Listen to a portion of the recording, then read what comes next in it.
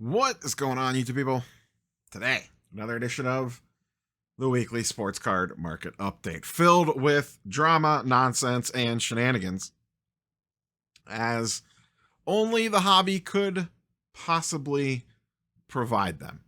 This week, though not the insanity of stories left, right, and center, but the two biggest players in the space, Topps/Fanatics and PSA, are the ones making the biggest news between the Topps Chrome Dutch auction shenanigans and the PSA Pokemon grade switcheroo offer situation. Those are the two biggest hot button stories in the hobby at the moment. And the people most excited about this turn of events are Snipe, Probstein, Dr. Beckett, and Patrick Ryan, and defensive bidders all over the place. So, before we dive too deep into all that wonderful nonsense, shout out the channel partner, COMC.com, sponsor of the weekly sports card market update, your home for buying and selling. Though the Black Friday stuff is over, COMC marches on. They have a premier auction event later this month. They will be at the Philly show this upcoming weekend. If you have cards that you want to drop off, I actually have a shipment of cards coming home from COMC. Submitted those for shipment on Friday. They should ship out sometime this week, and I'll have those in hand soon to show off to you all. And sadly, regarding the Philly show, I don't think I am going to be able to make it. I wanted to try to make the Philly show. I love the Philly show. It is my favorite of those regional East Coast shows, but I don't think I'm going to be able to pull it off, but we'll see. We shall see. So if you need to buy and sell some cards, head on over to comc.com. Speaking of shows, I did have a local show today. Went up to Cuyahoga Falls to the Amedios show that they run about once a quarter. It's pitched as a sports/Pokemon show. It is probably at least half Pokemon and the other half sports, or TCG. Good show. Actually bought some cards. I'll show those off maybe when the COMC stuff comes in. We'll see. Just some PC stuff. Nothing crazy. Show was I thought it was a little light when I got there, and I got there right at 9. By the time I left, it had picked up considerably. Did not seem as crazy as the last time that I went to that show. Still busy. Parking lot was full by the time that I left. I was there for about, I don't know, maybe 90 minutes, 2 hours maybe. And this is a weird time of year for shows, as people's weekends kind of start to disappear on them between running around shopping, Christmas stuff, holiday stuff. Just people are pulled in a lot of different directions this time of year. So I'm not super surprised that shows might slow down. I have not heard. The other big size show in my general neck of the woods this weekend was the Fort Wayne show that Brad from B Sports puts on in collaboration with Card Collector 2. He's the one that puts together the Ship show around November/December. He does a show in Fort Wayne. I've gone to the show before. It switched venues this time. It's a great show. It's just a little too far for me for a one-day turnaround time. Though I did have a little FOMO on it this morning on my way to my local show. That helped me out, reducing the FOMO slightly. So we'll see how that show went once reports start to fly in from that one. I'm recording this a little earlier than normal because I wanted to clear the slate for the Ohio State game tonight.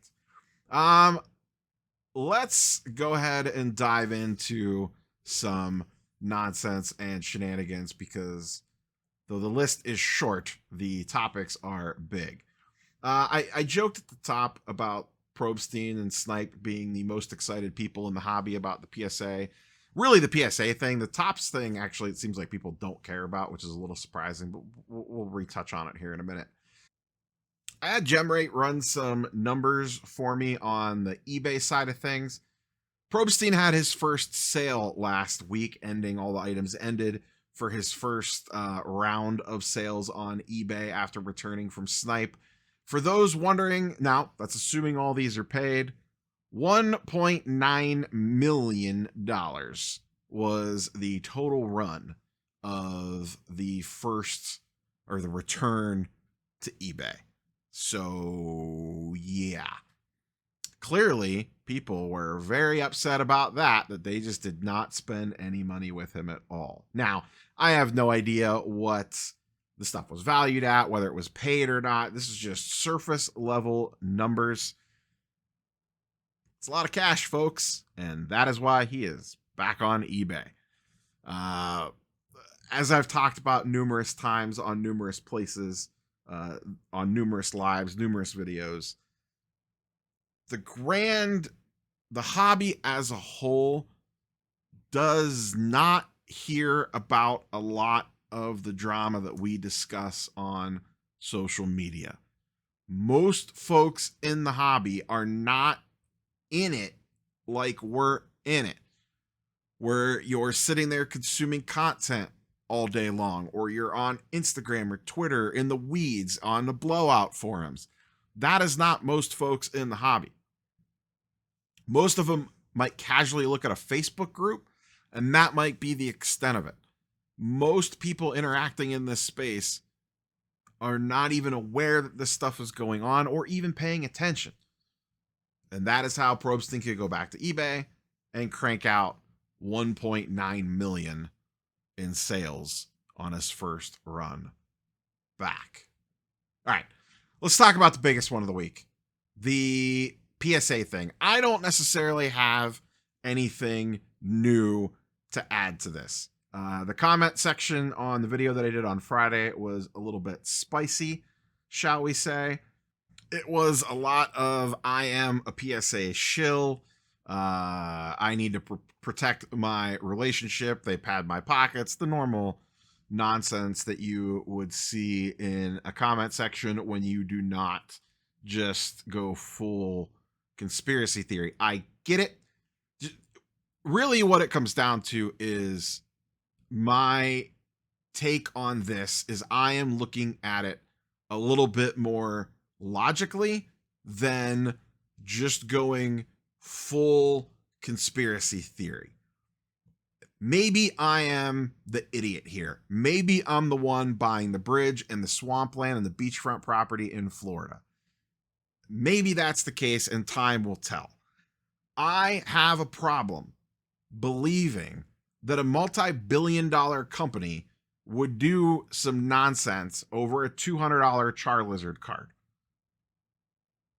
I have a problem believing that if this was happening all the time, that either someone would not have noticed yet, or two, if all the PSA conspiracy theories were true, that someone has not talked about it to this point.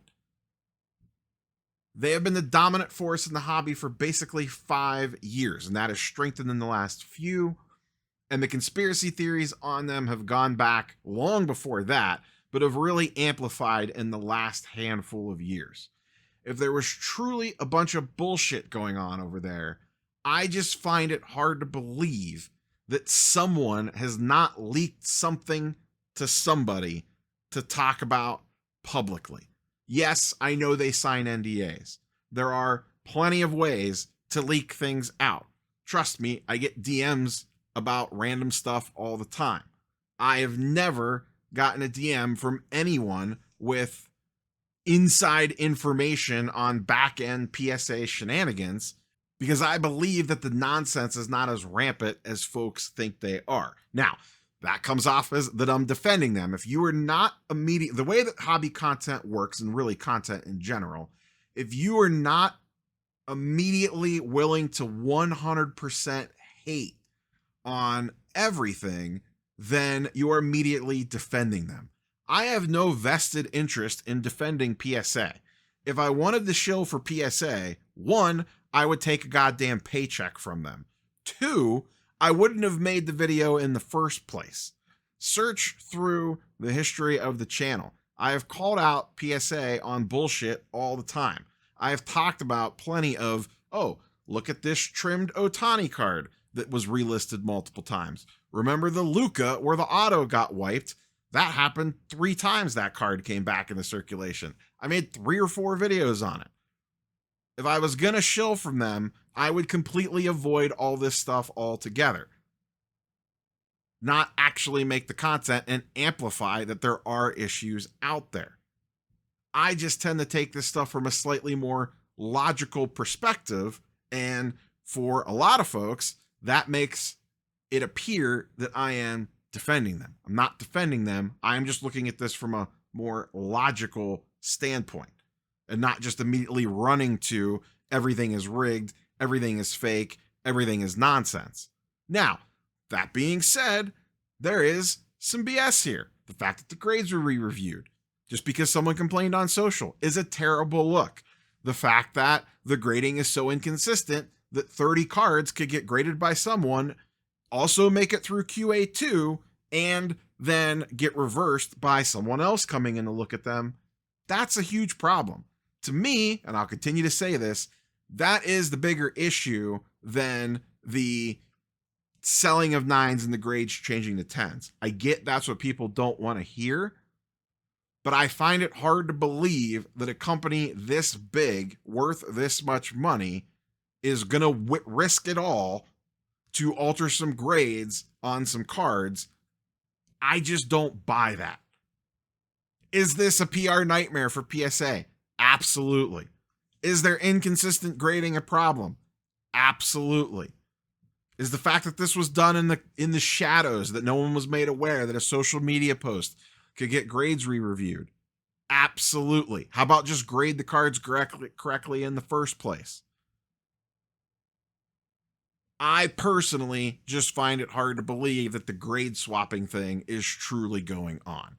The amount of hoops that they would have to jump through, the amount of people that would have to keep their mouth shut to keep it a secret and have it not get out, especially for the amount of cards they grade per month. I can't wrap my head around that. If someone wants to lay out the case, feel free. And now listen, this became a thing. There are plenty of people that are running out there to double check their cert numbers to see if this ever happened before. So we'll see if more issues like this pop up. I'll be the first one to get on a microphone and say I was wrong. If you really want to fix this nonsense, I've said it countless times on videos, start paying PSA prices for non-PSA graded cards. That's what's actually, if you really want to change stuff, it's not about sending cards or not sending cards to PSA. If you truly want to change things, pay the same price for a BGS 9.5, SGC 10, a CGC 10 as you would for a PSA 10. That's the reason they're in the position that they are, because they sell for the most. That's the biggest reason why. It's not the only reason, it's one of the biggest reasons. I get it. People want competition for PSA. Who of their competitors have actually shown that they want to step up and compete with them to actually make a run at number one? Most of them are content with being number two and comfortable. They are all very comfortable in their space. You don't see a lot of the other grading companies doing and spending the money that PSA has. Even SGC, yeah, they got really good. They were really popular. They maxed themselves out. They weren't willing to spend the money to go to the next level. And the money in the grading companies, in the secondary market, it's what drives everything. It's the biggest reason why people forget about all this nonsense in a couple of days, because the money keeps flowing. People were pissed that eBay took Probstein back. Guess what? How many people stopped buying cards on eBay because of that? Probably next to nobody, if not nobody. Everybody woke up the next morning, made their angry comments, and logged into eBay to check their saved searches. People are pissed about this PSA thing, about these shenanigans, the inaccuracy of the grading, the long turnaround times, and guess what? They are still boxing up cards to send in the PSA. They are still going to the show. They are still going on eBay to purchase PSA 10 cards at a premium. Until those things change, we're just going to keep talking about this stuff, and it's just going to keep happening over and over and over again, because people only care enough to go online and complain about it. But as long as the money keeps moving around, as long as the cards keep selling and the money keeps moving, people aren't really going to care that much. Yeah, some people will get pissed off and stop using certain companies here and there. But is there enough to truly make a difference? I don't know. I don't think so, because we have seen this happen time and time and time and time and time again. And it just rinse and repeats. Look, how quickly have we forgotten about the Dr. Beckett podcasts? Outside of a week ago, people basically don't care about Probstein and Snipe anymore. Well, yeah, nonsense happened, I guess. We're on to the next thing. The people that got their data potentially leaked probably care. They're probably double checking some stuff, but I don't even really hear from those people complaining that much.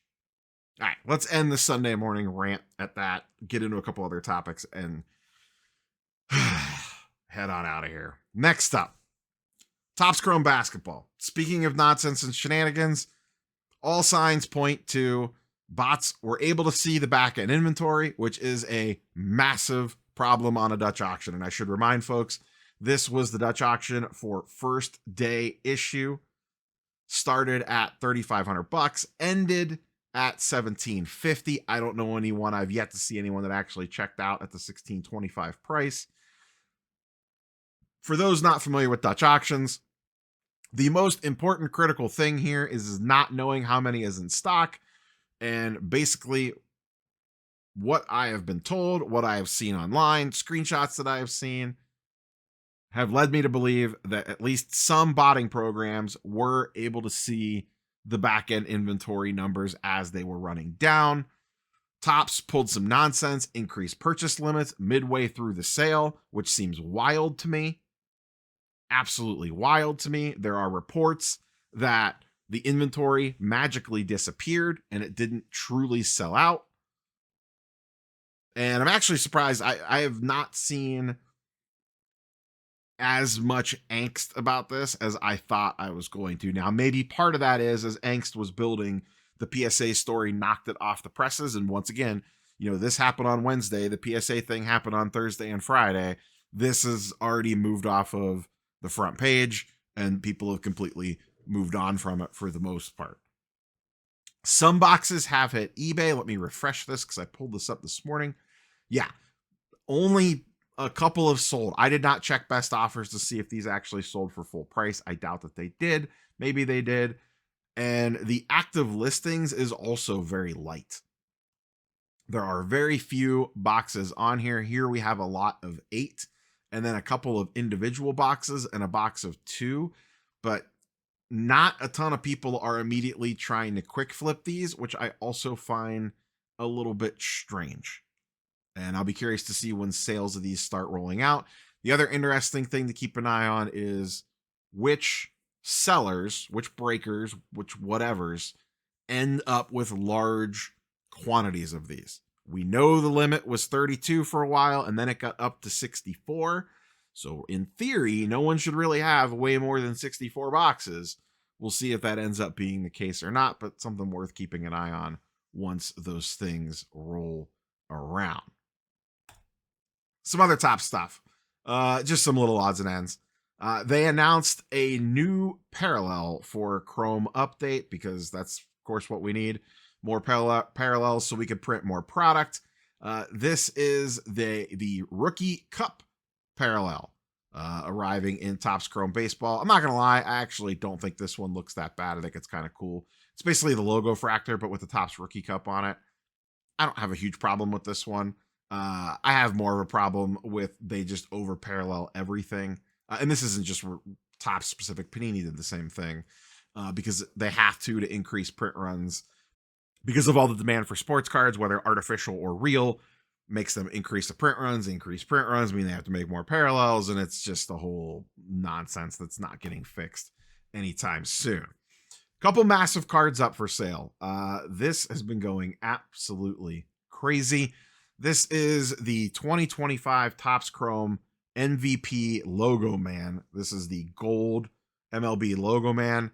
101 Ohtani, already up to $1 million on the Fanatics Premier Auction.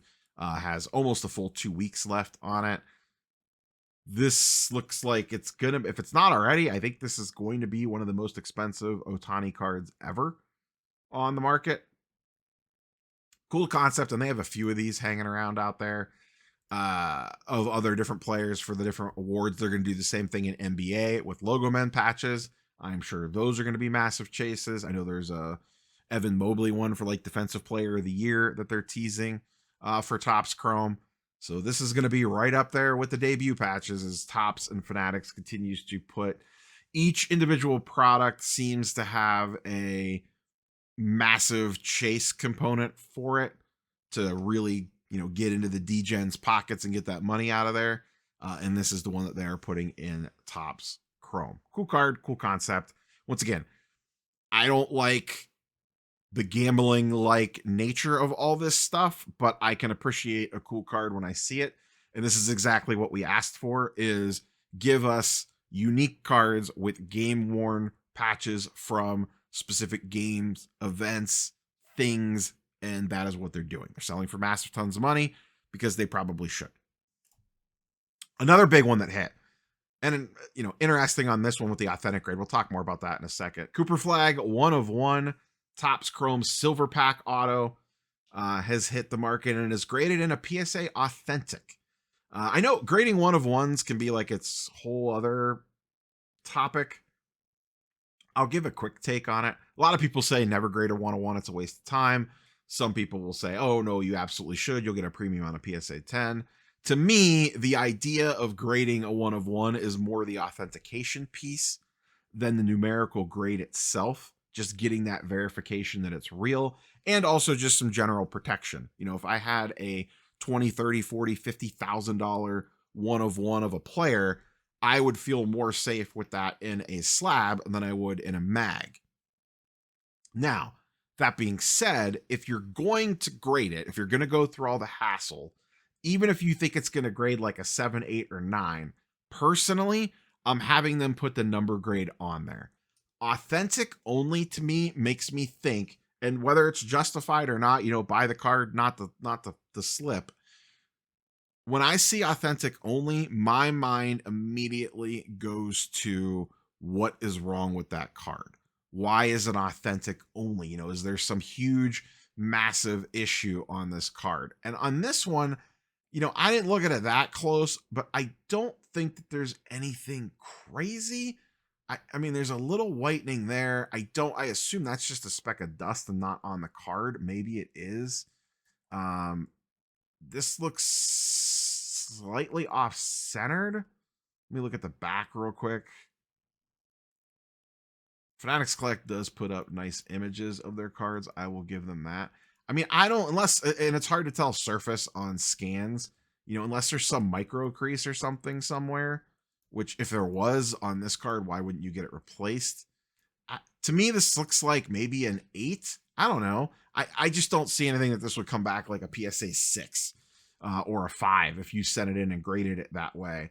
So why not just have them slap a number on it? I personally, and not that I'm ever buying cards like this, but if I was, I would feel more confident if this said PSA 8 or even 7 than authentic, because authentic makes me think that it's a PSA 2 or something crazy. So that's my general take on 101s. I don't mind them being graded. I understand why people do it. And if you are going to do it, have them slap a number grade on there. Don't just do the authentic only. I think that is a mistake. Quick little update, since we did finish out November. I do at the end of every month like to check in on the old Courtyard IO sales tracking data, just to kind of see how that platform is doing, because it's the only insight we have into one of the digital repacks. And I have a sneaking suspicion that they would move together. So like if one digital repack of the big 3, Courtyard, Arena, and Power Packs struggles, like if there begins to become a big major downturn all of a sudden, that would make me think that maybe that's all it's across all of them, not just one individual one, unless they had some nonsense going on. But they once again came in with around a $50 million number. And this does not necessarily mean that that's 50 million in repack sales. They do have a marketplace that kind of falls into this as well. But this is the most insight that we have into these numbers. So it's what we have to work with. That being said, that is still a massive number, and they have had an absolutely insane year. Outside of January, they have basically been doing between 40 and 50 million every single month with some spike months there. Massive, massive sales volume. Even if they're only making a handful of percentage points on that, that is a lot of money when you consider they're basically a vault with a digital front end platform. It's not like there is potentially a ton of overhead on that one. Last thing that I wanted to touch on, and this is more crowdsourcing than me giving you all information. The Whatnot repacking policy went into effect, and I am just curious because I spend no time on Whatnot. So I'm hoping some of you, the viewers, do. My question is, has anything noticeably changed? And if so, please detail it in the comments down below. But is anything drastically different from what you're seeing or experiencing with the new, they can't just use a fly-by-night repack product. It has to be something professionally certified and or like an actual pack of product. When you look at the professionally sealed surprise products, you're going to see all the major manufacturers on here like Topps, Panini, Wizards of the Coast, all the ones that you would expect. And then you do also see repack only companies like Flamethrowers, which is, I believe, who does backyard break stuff. The PSA repack is on here. All the TCG companies are on here. But I'm just kind of curious to see, has this had any impact at all? Has anything significantly changed? Have, sellers had to switch up if they were selling their own individual repacks? Fire off in the comments down below, because Whatnot is not something I spend a lot of time on, so I have no frame of reference for it. That's all I got for you boys and girls today. No charts and graphs. Had the big rant at the beginning about the PSA stuff.